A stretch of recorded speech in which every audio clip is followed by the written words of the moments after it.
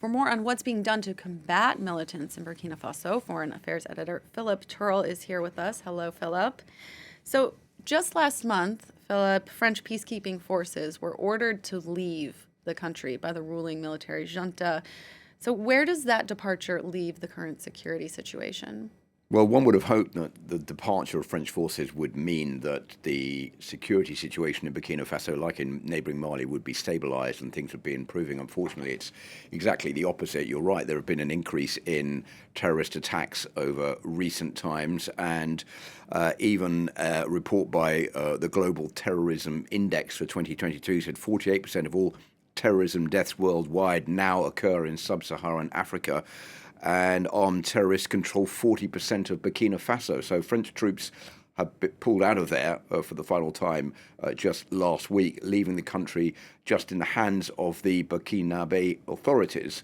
Now, they have said that they are going to do what they can to try to stamp out all of this jihadist activity. But if you look back over the past few years, French troops were originally sent to Mali in 2014 as part of Operation Serval to stamp out the advance of jihadi forces towards the capital. That they managed to do. Then Operation Serval became Operation Berkane and was spread over further countries in West Africa.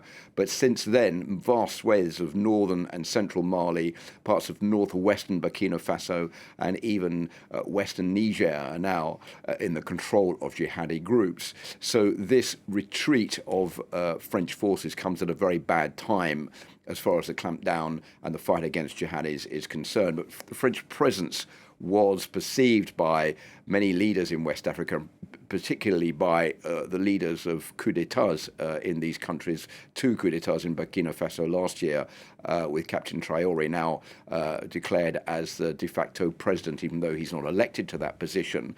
That was also another factor contributing to the request for French forces to be withdrawn from the country. Now, a lot has been made of the arrival of Russian Wagner forces in the West African region. Could they be taking the place of French forces that are leaving? Well, in certain cases, they have taken the place of French forces, particularly in Mali, and up to a point, they're also used as security forces in the Central African Republic.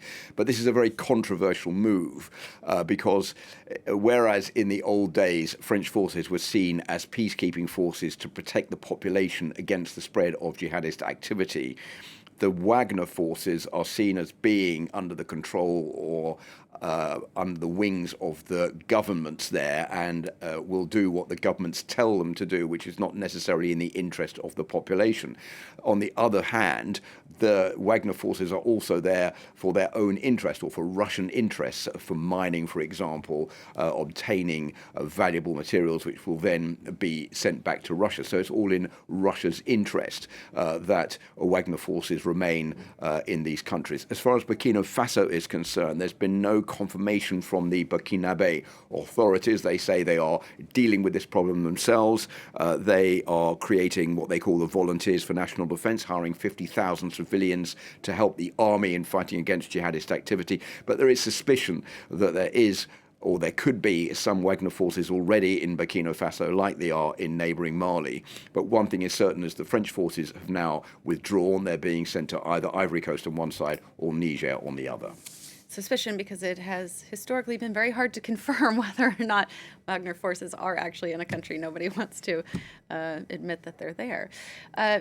Foreign Affairs Editor Philip Turle, thank you so much for breaking down this story for us.